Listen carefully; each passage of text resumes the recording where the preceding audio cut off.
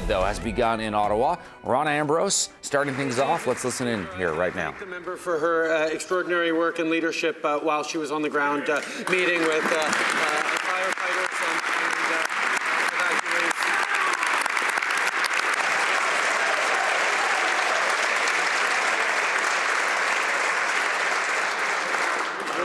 I too look forward to meeting with many of these unsung heroes and so many of the evacuees when I get out on Friday to survey the challenges that we all face together, which is why, as the member highlighted, we are going to be putting together an ad hoc cabinet committee to bring bear the efforts of the entire government, from infrastructure to health to emergency management to a broad range of issues together to help rebuild and create once again a strong future so the people of Fort McMurray can continue to build a great future for all of Canadians. The Honourable Leader of the Opposition.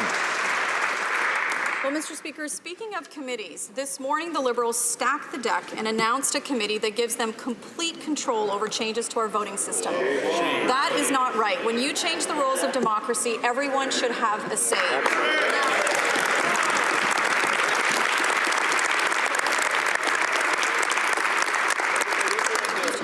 Prime Minister have so little faith in Canadians that he thinks Liberals can change what every vote means in this country without taking it to the people in a referendum? The Honourable Prime Minister. You'll forgive me, Mr. Speaker, if I find it a bit rich coming from the party that brought in the Unfair Elections Act without any consultation to try and stack the deck in their favour. Canadians heard loudly and clearly that we made the commitment that this was going to be the last election held under the first-past-the-post system, and we are committed to doing that. Canadians also chose to support us with a majority and are expecting us to deliver on the promises that we gave. The Honourable Leader of the Opposition. Mr. Speaker, what is he so afraid of? If his plan is so great, then why doesn't he take it to the people?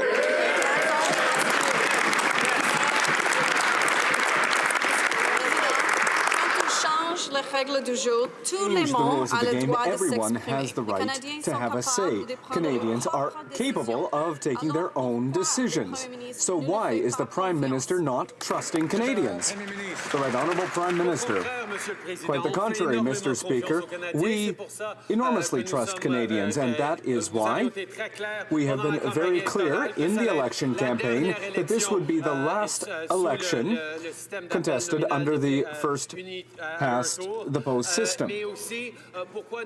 But also, that is why we are going to consult widely with all Canadians across the country to talk about a better electoral system, a stronger democracy that will better reflect their concerns and give a government that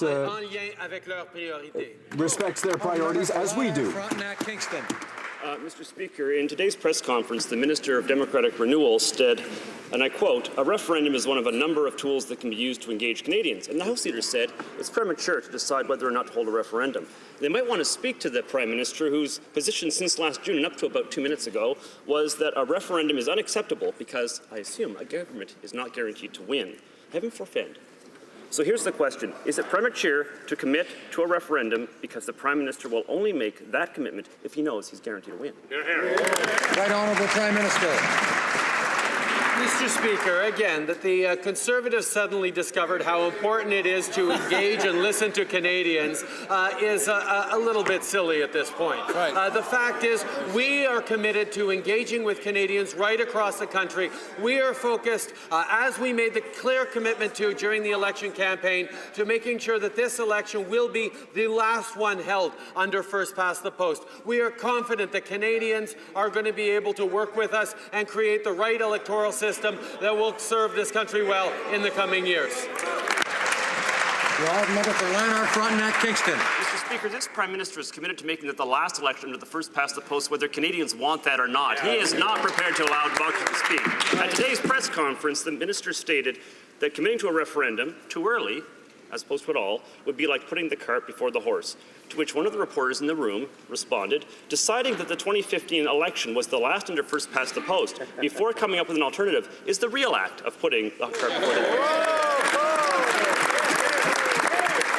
I agree. The There is every possibility that the proposed new voting system will be less fair, less open, and less popular than the status quo. Therefore, it should have to defeat the status quo in a referendum. Right Honourable the Prime Minister. We made it very, very clear in the last election that if we were elected, we would ensure that this would be the last election under first past the post. And it wasn't the compellingness of our arguments that convinced Canadians. It was what the last government did with their majority that convinced Canadians that this must be the last election under first past the post.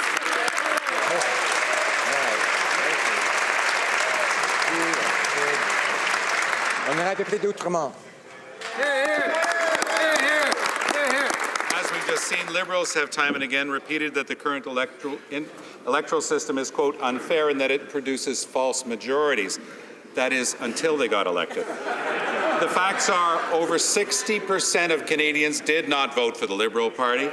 This Prime Minister seemed to acknowledge the problem, but then he stacked the committee so that Liberals can alone impose the next voting system on everyone. Will the Prime Minister reverse his undemocratic decision and allow for a fully representative committee where each member has the right to vote? Isn't that the essence of democracy? Right Honourable Prime Minister.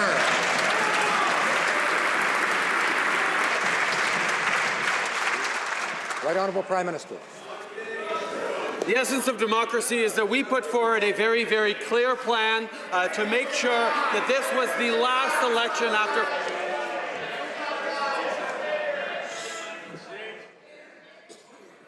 Members will come to order. We know this is a partisan place. It's supposed to be adversarial. That's fine. And there are going to be strong arguments on both sides, and that's good. But let's listen to them, please. The Right Honourable Prime Minister has the floor. Canadians voted overwhelmingly for change in the last election, and we proposed real change that will make this the last election under first past the post. Our committee actually is the first committee to pull together members from every single party. We're going to work seriously and focused in a way that will bring forward a better alternative for Canadians. And we trust Canadians in their capacity to get the governments they elected. And if you choose not... Honorable député d'Outremont. What part of this does the Prime Minister not understand? Members from two of those committees are being denied the right to vote. He has to change that.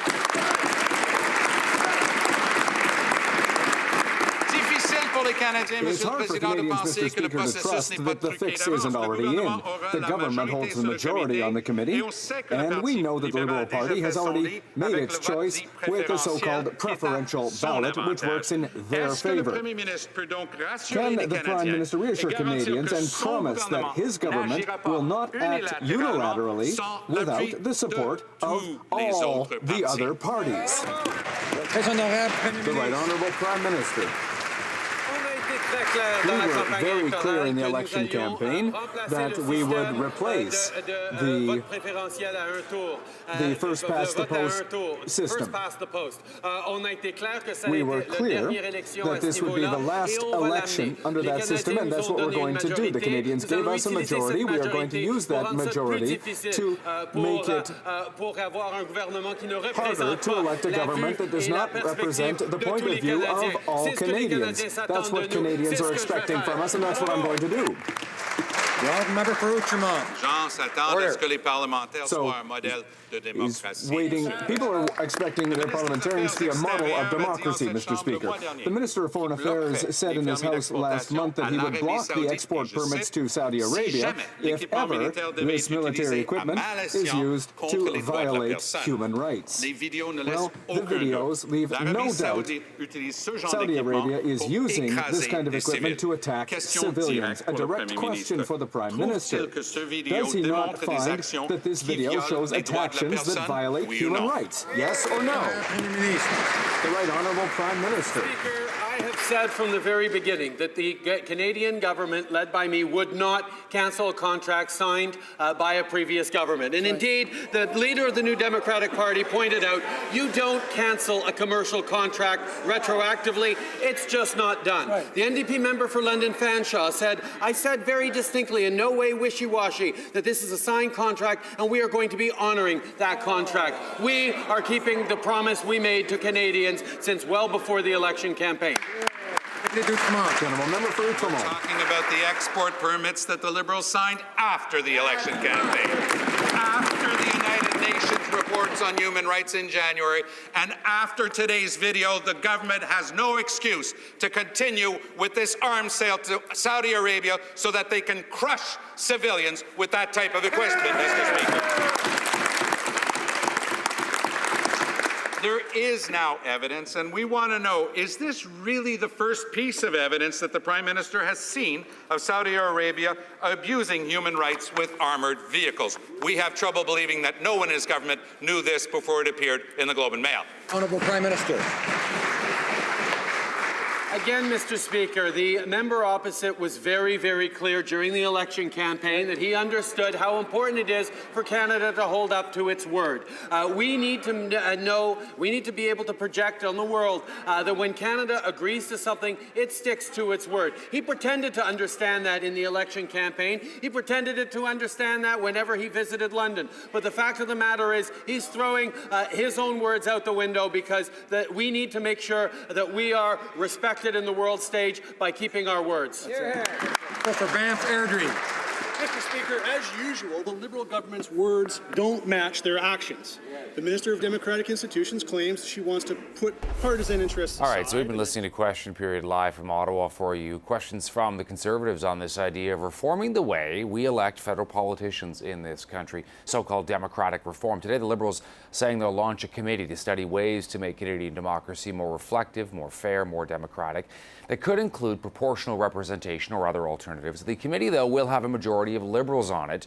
The Conservatives want the government to hold a referendum on the issue, and you heard the Prime Minister there pushing back strongly, saying the Liberals were elected under a mandate, and part of that mandate was to change the electoral system. The NDP also pushing on the issue today of democratic reform, what exactly it might look like, asking for this committee to be fairly balanced and not dominated by the Liberal Party of Canada.